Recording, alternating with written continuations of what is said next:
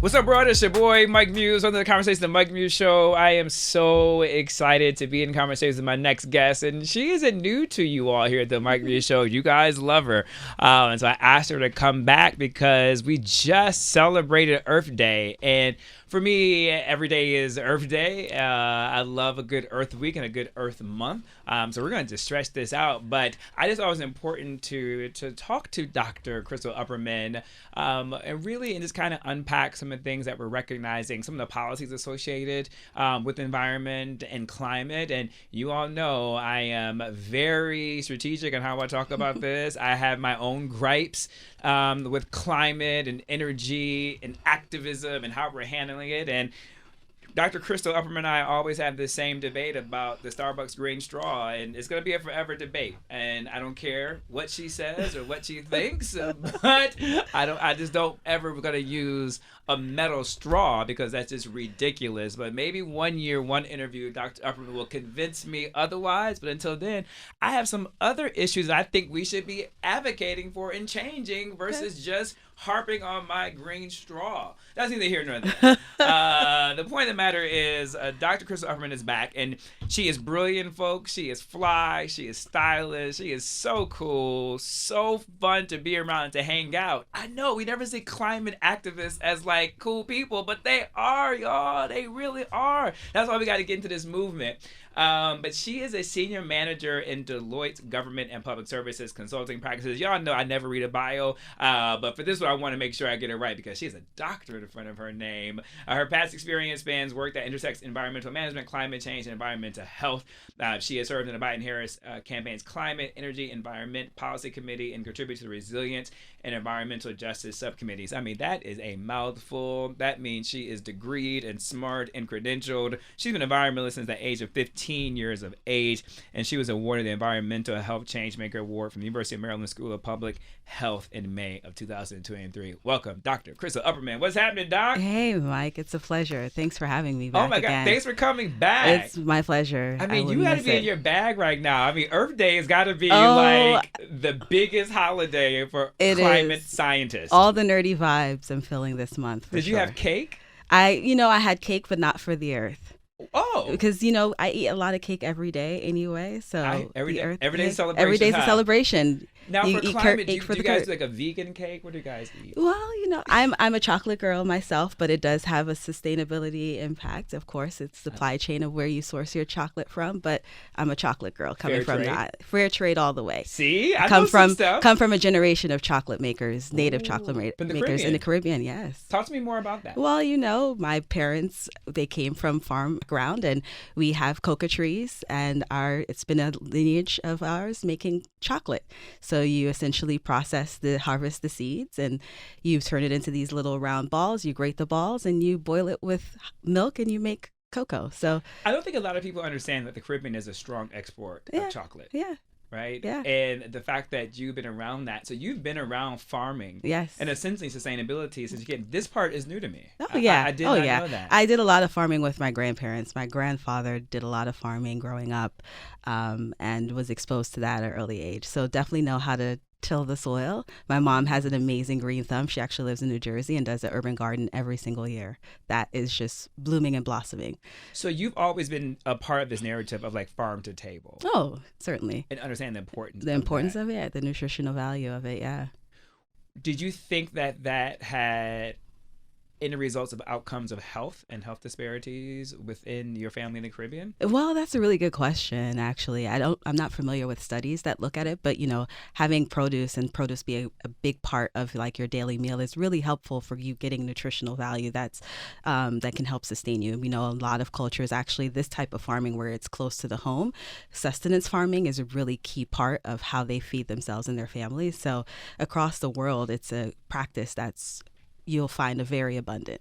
I'm going to ask you a question, and this isn't science-based, so I just want to be very clear. This is just, not even Dr. Crystal Upperman, this is just Crystal Upperman. And this is just Crystal because we always talk about, sustainability and fresh fruit and fresh produce, sustainable ways to farm, and it's always tied to, health incidents and health disparities that happen. I'm just wondering, and sorry if I'm getting too personal here with your family, but do you notice a difference between your grandparents and the family of the Caribbean that was on the farm versus family members that are here in the States and the different health disparities or health issues they may be faced with, whether it's cardiovascular, whether it's blood pressure?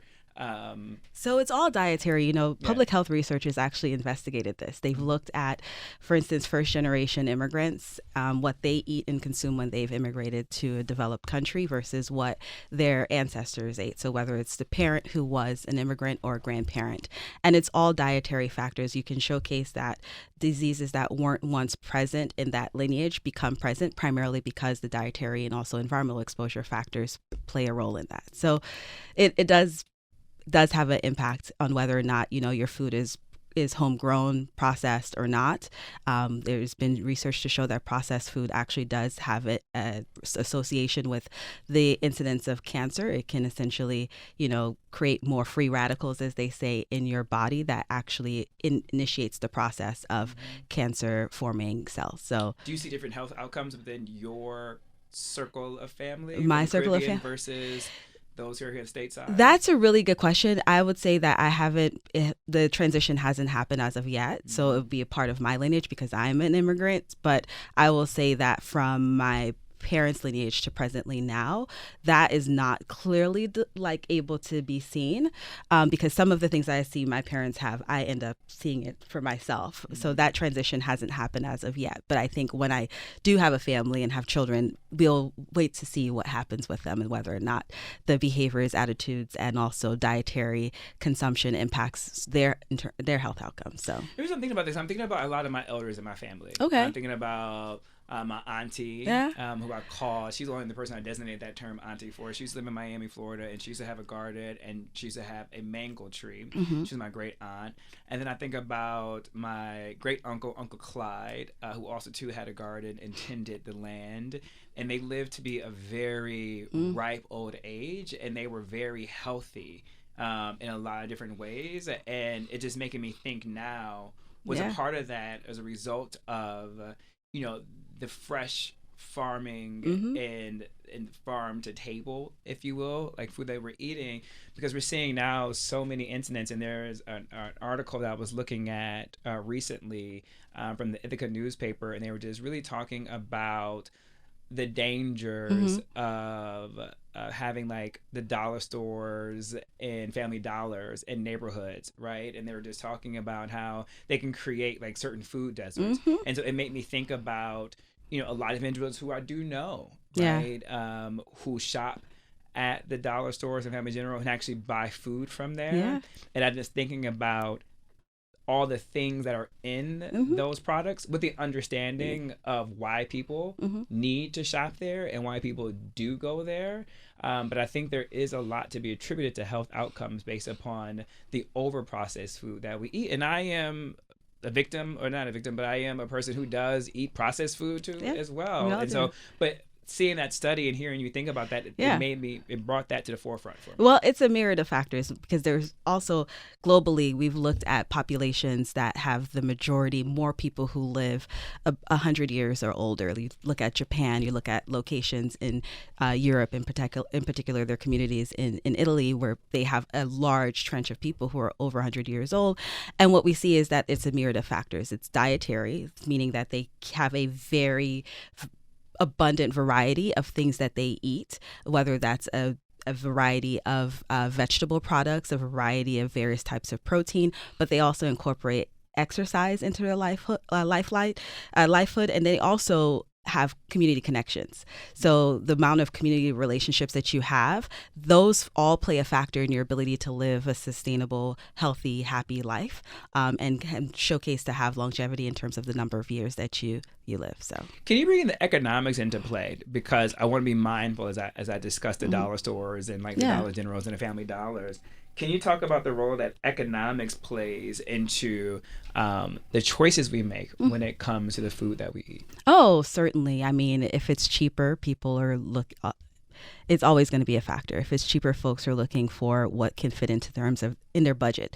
So this is why it's really important to have subsidized meals, especially for people who cannot afford it, so that they can have a healthy abundance of complex components into their dietary choices and not just fully processed foods.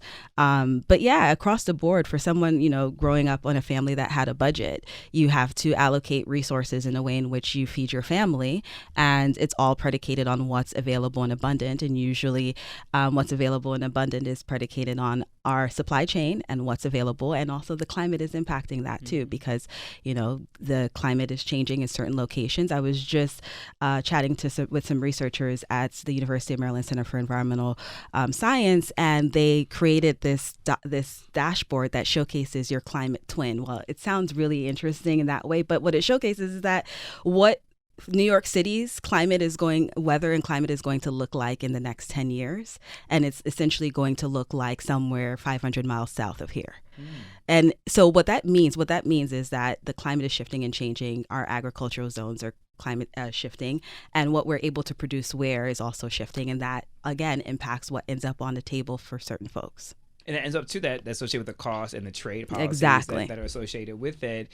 Can you talk to us about how do we begin to insert that conversation? I do believe that in the climate discourse, in particular activism and raising awareness, and individuals really promoting more fresh produce, fresh food, farm to table, we do leave out, I believe, that economic model about the reason why people do make the choices that they're making.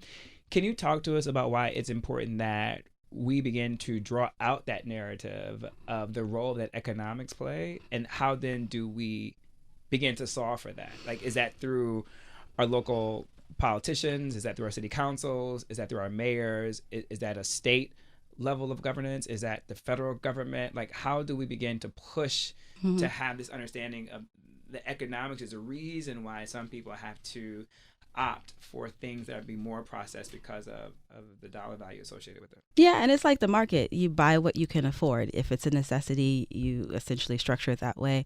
I do think that it's really important for these topics to be one that is at the forefront of decision makers across the country, but we also need people to advocate and show up and have their voices be heard. So whatever level it's at, I'm a firm believer in folks, showing up, making their concerns be heard, and also holding people accountable for those concerns to be acted on. So again, we can definitely, get to all of that, certainly on how you get involved, how do you engage, and what you can do. But I do think like this is one of the key topics that's necessary to be on the forefront for people when they're thinking about what climate is going to mean for them and their household now and in the future. But let's get into it, because I just think that there is this moment of judgment, that comes with people who don't have the ability to do all the right things within the climate space, right? And who don't, have sometimes the means to be able to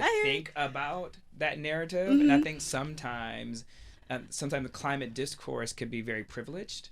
I hear you. In certain ways. And so if we can just start going into that, right? Like, well, how do we shift that? I will start to say that I don't come from a privileged or means background, one. So I'm with you there in terms of what it looks like for a person entering into a space where it may appear as if that there is no room for them. I'll say there is room. I was actually having this conversation with a couple of girlfriends around like the general question we all get. We're all in the environmental health space. We all get the same question every single year. What can I do on this Earth Day to impact change? And, generally we have there things that a person can do from the time you wake up every single day to when you lay your head down at night. You're making a million decisions, and I'm exaggerating in terms of the million, but you're making a lot of decisions. And whatever you can do in terms of your decision making every single day to live a more green, sustainable lifestyle is important and helps. If we all do that, that helps. But that is just the on-ramp. That's the on-ramp for, us actually showcasing that we care. We now have to take it a step further because, our steps have been matched by what we're seeing out in the ecosystem, what we're seeing the government responding, how we're seeing corporations show up. And what it requires now is for us to actually get in the game and advocate and get in the game and speak up. So I challenge anyone that's out there that's thinking about this, that wants to get into the game, step up, show out, go to your city council meetings, make sure that what you want them to address is on the docket. If recycling isn't happening, tell them. If you live in a complex or HOA and you don't like the recycling, tell them and, get those changes enacted and, speak up. It's really important to speak up and then follow up for sure. I love how you made that, because sometimes we just see these bins pop up. We're not really sure like how these bins, these recycling bins, I'm talking about audience, kind of pops up. Yeah. But you're right. It's all about going to like the city councils and demanding and requesting for that to happen. Talk to me a little bit, if you're able, about zoning, because I'm always interested in how we can talk to our city councils about the zoning aspect, about how many fast food chains that we have in there, what type of restaurants we would like to see coming into our cities and our communities, and then more healthier alternatives and options to come into our cities. If you're able, can you talk about the role that zoning plays in these establishments, and the way that zoning has an impact on food deserts? Yeah. Well, that is zoning. It pretty much dictates what is built where, and it happens mostly at a local level. So it's really one of those issues that folks need to be mindful of. Where you live, you need to know what the zoning is, and you also need to know who the decision makers are for the zoning. The zoning actually has led to a high prevalence of just industrial facilities being placed in Black and Brown communities. And by I say Black, Brown, Latino, Hispanic, Asian American, but they're a majority in our communities across the board. And that's what the entire movement has been about, is like trying to either prevent, reverse, and also address that and making sure that doesn't happen in the future. So zoning is a really important fact. And also like the umbrella term land use, what is built where, is all predicated and determines what you can have in your neighborhood and what you cannot. So then what you're saying is that the power is in our hands. Oh, yeah. And essentially, by advocating, putting pressure on finding out who's responsible for the zoning and who's in that position for that. Yeah. It's a civic duty. Do that. Is it as more so the reason why some of these places have been allowed to place these industrial manufacturing facilities, they've been able to create food deserts, they've been able to put like certain multiple fast food restaurant chains in a certain square block radius, is because there has been enough pressure and pushback from communities to push back against that? Is it that easy, or is there something more of a larger play? Because really, Krista, what I'm hoping for, Dr. Upperman, is to be able to equip my audience with the power and knowledge, one, of understanding how this works. Just as I said, I'm always wondering, because all of a sudden these bins just pop up out of nowhere, but there was somebody who had to advocate for them. Exactly. And who they advocated for too. Yeah. In conversations I have all the time with my audience and the callers I get in the DMs that we get, there's this frustration with the number of, on one block, you'll see fast food company A, B, C, second block, same fast food company A, B, and C in, certain like urban Black and Brown communities. But then you go to certain high resource communities and neighborhoods, and you won't see a fast food chain for at least 10 blocks, possibly if that. And so we're always talking and complaining about it. And so I'm just curious, just to educate our audience on like how that got started, and then how they can advocate for the change in that aspect of it. Yeah. So Mike, what you're talking about, it doesn't happen overnight. Yes. This is something that has spanned generations. If you just talk about what you're talking about, has happened across the country in terms of redlining. And essentially redlining has led to where Black and Brown people can actually own property. But then that redlining also has paved the way for infrastructure to be built, running through our communities, tearing apart our community connectivity, and also depreciating property values. And that's happened systematically across the country. And there are books that have been written about this. Most people should generally know about redlining, but for those who do not, it's the practice by which banks have evaluated properties. This was long before, I was even born on this earth. And property values were determined to be have a certain characteristic, a certain community characteristic, and that would delineate the value of the property and whether loans would be granted to purchase property there. And then come, the Department of Transportation and some other federal agencies then, utilized the process of highways to make highways run through certain communities so that folks who were living in surrounding suburbs needing to get to their jobs in communities in urban areas and city centers, they built highways that ran through those communities. Now it's admitted, certain agencies and persons have come out and said, we're trying to reverse this. And that's what we're seeing right now with the Inflation Reduction Act and with the bipartisan infrastructure law. There are major amounts of money that the federal government has put in place for reversing these systematic ills that have torn communities apart. So, to some extent, there is some atoning for, wrongs that have been done across communities. Like right here in New York City, the Bronx Express Highway goes through the Bronx, and it is one of the epicenters of really high asthma rates. And that's not by just choice. It's because people who live there are surrounded by a highway, and that highway is very well used, heavily used by trucks to move commerce and products in and out of the city. And therefore, kids and people who live in that area suffer from a higher prevalence of asthma than most other places across, New York City. So it's right here. It shows up in the city of Baltimore. It shows up in LA. It shows up in San Francisco. It shows up in Atlanta. It shows up in Houston. It shows up in Louisiana and New Orleans. It's everywhere. And books have been written about it, and it's here, and we're seeing things being done to reverse it. I love, this is why I want to have Dr. Upperman on. You see how brilliant she is? You see how she does, these questions are not pre-planned. I'm just going off the top of the dome. The things that I'm curious about, audience, I know that you're curious about too, but for her to really talk about how these upper respiratory ailments are happening, in particular like Black and Brown communities, that is the foundation, the fundamental aspect of it. And I love the idea that you brought in about the atonement, because I knew about the Infrastructure Act, but I wasn't thinking about part of that was about the atonement aspect of it. Something that's been high on my mind that I've been talking a lot on this show about is this congestion pricing that is happening here within New York City. And the concern is, audience, we not be familiar with it. It was the goal in theory is to in order to reduce traffic, and they are charging a toll for certain vehicles to move past a certain place within Manhattan. But as a result, they're going to redirect traffic to go to the outer boroughs like Queens and the Bronx. And the concern is, for environmental justice activists, is that it's going to increase congestion, smog, emissions that will already increase high rates of upper respiratory disease that we already are seeing right now. And so I love that you brought that into the space, because that really is a big concern about that in terms of the urban planning dynamic that needs to happen. Yeah. You brought up Department of Transportation, and so I kind of want to go to Secretary, not so much Secretary Buttigieg, but the idea of how the government is looking at, and activists too are looking at how to reduce emissions, particularly when it comes to our transportation,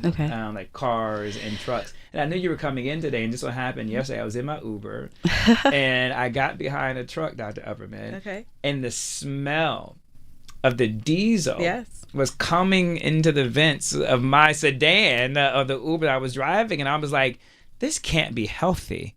Can you talk to me a little bit about the fear I have? Is that fear valid? Is there anything we could do to get rid of that smell that is coming into other people's cars? So emissions that you're talking about, it's okay. It's okay. I started coughing, I think. Oh, that's a typical response. Yeah. You want to limit your exposure by any means necessary. But what you're talking about, vehicle soot emissions, that's actually the U.S. Environmental Protection Agency that's responsible for regulating. Y'all got school, folks. I'm not too high where I can't be educated. You see, Dr. Upperman? Yeah. Classes in session. Let's go. So they're the ones that set out the rules and regs for either vehicles to abate to what is coming out of the pipe of that truck. There's like a whole commerce around it. There's technology that's developed to actually make sure that the process is one that where the soot that's coming out is actually as close as possible to clean air. Sometimes that's not the case. Can you just pause for a second? Yeah. You're in your rhythm. Sorry to interrupt. No, go ahead. But the idea that soot is coming out, audience. Did you hear that? Soot is coming out, and this is what we're breathing. Well, yeah. And that's what a lot of these, when we talk about emissions, we're talking about things that are permitted to be released into the air. And we know that it's going to have an impact on people. So you hear a lot of, scientists and environmental advocates, they coin it as a license to kill, because you are putting something into the atmosphere that doesn't typically belong there, and people will be exposed to it. Some people will be impacted more adversely than others, and that's why it's so important to make sure that these rules are actually at a level that is supported by scientific information indicating the right amount of exposure. And that's what she's talking about in the previous statement that you just made, Dr. Upperman, about the traffic patterns, right? Mm-hmm. And the bridge you just mentioned, the Bronx-Ron's Neck mm-hmm. Bridge, and all those vehicles are emitting essentially soot mm-hmm. that our children are breathing when they're outside walking to school, walking to get a soda from a local store. This is what we're doing. Now that we're here, talk to me about, let me ask you a question. Sure. Is it this false narrative to discuss that if we were to go to clean energy, mm-hmm. Clean fuel, okay, that it would change the power in the way like these utility vehicles operate? Could they still operate at the capacity using clean fuel? That's what do you mean by clean fuel? Like if we do like hydrogen, if we do electric, if we get away from diesel, if we get away from getting away from fossil fuels. Okay. So getting away. Well, it has been shown in terms of like the place-based exposure. It has been shown that having more electric vehicles on a roadway does decrease the amount of pollution that you typically would see from a fossil fuel emitting vehicle. But that just means that the point of energy generation is moved from one location to the other. So this is why it's really important to make sure that there's renewable energy along the entire supply chain of the energy spectrum, because where is the energy coming from for you now to have to charge that electric vehicle? We also want to make sure that that's actually coming from a renewable supply. And that's why it's important to make sure that we have things like offshore wind and solar that taps into our existing grid that's currently fossil fuel based also. Wow, that's good.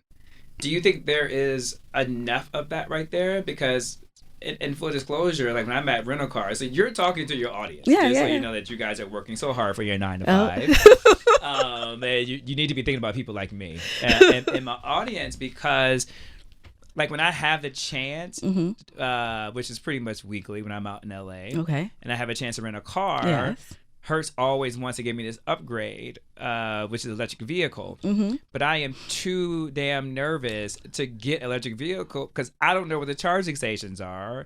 And I'm concerned that will I run out of battery power before I get to my next destination? And so talk to me about how people like myself should begin to think about and change that narrative, right? Because I don't want to smell soot, but I also don't want to be stranded on the road because I don't know where the next charging station is. That's a very legitimate concern. That's a very legitimate concern, Mike, first of all, I have to say. But again, this is one of those like decisions that you can make from waking up in the morning to putting your head down at night, where you can actually make a sustainable choice. So I will say that you're giving us great, clear examples here.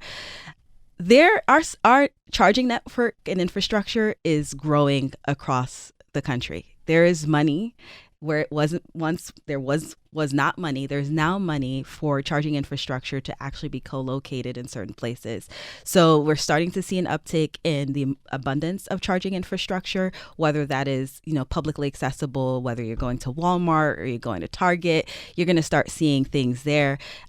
There's an uptick in resources for people to have charging infrastructure at their homes. So it could potentially be now you may be checking into a hotel and you can ask them, hey, do you have a EV charging co-location, or do you partner with someone to have vehicles that are electric vehicles have access to charging. And then across the board, a lot of homes are adopting that. You know, a lot of my friends actually have EVs and they have the charging infrastructure tapped into their house. And there's funding that's been provided right now through the two bills that I talked about for people to get that subsidized to have it at home. What do we need more? Do we need more production of these type of vehicles and more people buying it before we can get more of an inventory of charging stations and refueling stations to come online? And the reason I kind of wanted to stick with this is because when I'm renting the car, if I rent like a traditional car, there's a gas station every corner. So I don't have to think about it, because what you just outlined is that's a choice I need to make, but I also need to be conscious to call the hotel. I need to be conscious of where the Walmart is or wherever the fueling station is. So is this a chicken and the egg scenario? Is this some things that, you know, your colleagues, and colleagues meaning not just where you work, but just colleagues in this space, right, are really thinking about in terms of how do we increase the supply chain of the charging stations and the refueling stations? So I will say, Mike, you know, dilemmas really confound me, because oftentimes I'm like, oh my goodness, I don't know which side to pick. But I will tell you right now, it is a very unique scenario and situation where it's the funding for it to happen systematically. So for that end dilemma of the supplier and that end dilemma of the user, there is a large tranche of resources that have been put smack dab in the middle to aid and abet both. So you can create a sense of equilibrium for the person adopting and also the manufacturer. And that's what we're seeing right now. I think this dilemma, it's more so personal and getting out of the automatic nature of life and existence, because you just said you have to be more conscious about it. So yes, it requires you to be more conscious, because to be conscious, it means that you are thinking about your decisions and you literally are trying to change and shift your decision making. And I think that you hit the nail on the head with that one. It requires more so conscious change and less about the whether one or the other. Yeah, I think it's good. I think this what you and I do with each other, and when we are in conversation with each other, is I think we're an information feedback loop. Is that what you smart people say? Is it a feedback loop? I like feedback loops. I think it's called a feedback loop. I have some really smart people in the room, folks. Right person in the blue jacket. Is it a feedback loop? You work in tech. What do you guys say? Is it a feedback loop? Feedback loop. Yeah, feedback loop. As you're educating me, I feel like I'm educating you are. on behalf of the community who would like to do better, don't know how to do better. Look. And so as you go in your meetings and you talk to your colleagues at summits and conferences and symposiums, you know, make things more available. Well, exactly. And if things are more available, then I think people like me who travel and do go to rental cars, like, well, opt to get an electric vehicle if I know that is just more readily accessible. Exactly. So put that in your meeting, on your agenda tomorrow when you go to work. Deloitte, do that. I want to, and I can talk to you all day, but I am going to have to land the plane soon. But I do want to go back, because I like where we landed with this. Okay. Right? I think this is a really good place to land, because this is very practical. We all have a touch point with a vehicle, right? We all drive, or we all take a bus. Exactly. Right? And those are being electrified too. Or somebody picks us up and takes us to work as we need, right? Yes. But we all have had a touch point with a car. And I think as the political season is upon us, and I'm not going to have you weigh into politics, but you said something about this linear lineage. I want you to go just a little bit deeper on, because you were using an example of like the wind farms, the windmill, and you offshore with wind. my wording. Offshore wind, yes. Offshore wind. And you were saying it's coming, the offshore wind and the windmills need to be connected to where we get our existing grid, our current grid. I feel like that's where the logjam occurs. Okay. Right? And I feel like that is, if we can kind of solve for that, I think then we can get into a more of an easier pipeline of renewable energy. Yes. But I feel like when we get into that logjam right there's a concern about people's jobs being taken away. Like there is this narrative about that. So if you can talk to us about what that logjam is, and whether or not that's a real logjam, or is it just people are stuck in their heads that this is a logjam. So then no one wants to create change I in hear order you. to remove the blockage of that. So, Mike, I hear the concerns that you're expressing, that you're hearing from your audience base. So, what you're speaking to is transitioning away from one thing to another thing brings fear, not only for the individual but for the people who work in that existing industry. And what you're talking You just about, said it so much better, but yes, you saw me fighting for it. No, you're Work not with fighting. me. You're not fighting for I it. don't have a PhD. And what that means that we. Crystal's so shady. She be shady, don't she? I'm like, damn, Crystal. Like, I do read. Crystal got me out here like I don't even read. I'm like, what's the word? You're very well informed. I'm so insecure not You're even asking very a well question. I'm like, informed. is it called a win? It's something that rotates. I'm just like, You're very well you smart informed, people Mike. are so shady. So that's why we don't want to talk to y'all. Well, you're talking to me right now, and I love this. I really appreciate and value you for having this conversation with me. But what you're talking about is what has been coined as the just transition. It sounds like, these flashy words, but what it means is making sure that the people who are working in industries that we're going to potentially divest from are actually first in line for opportunities when we do divest.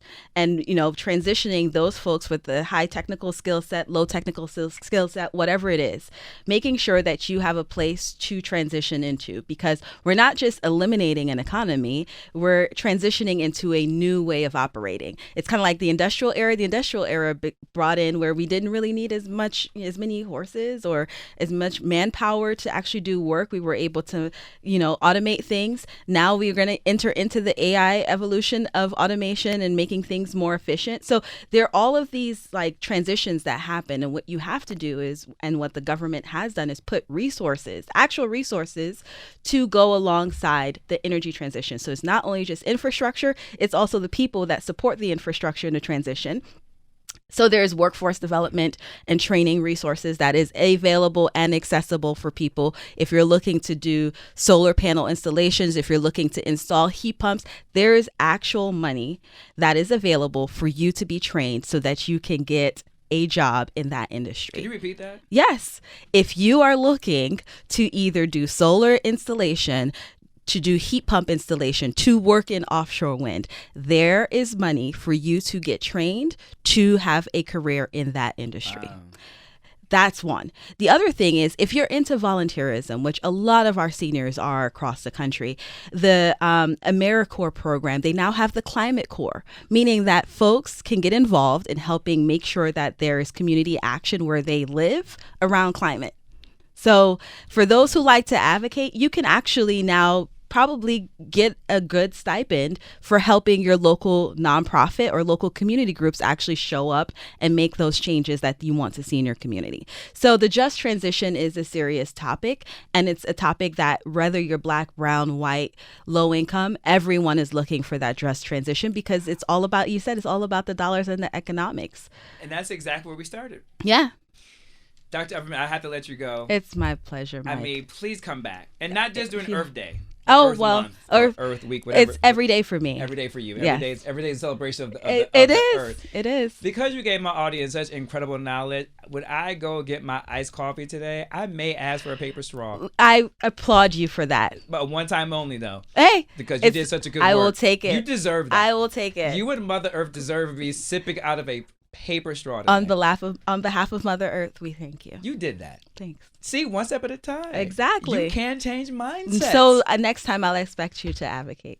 I don't know about that. I can at least request a paper straw for today only. I appreciate it. A one-time I deal. expect photo documentation of it. I'll even take a picture. Yeah. Dr. Upperman, thank you so You're much for real, always Mike. coming and educating our audience. Thank you so much for just being brilliant. Thank you so much for being in the space. We just need more people like you who could help translate. And translate just means from like these really esoteric nomenclatures.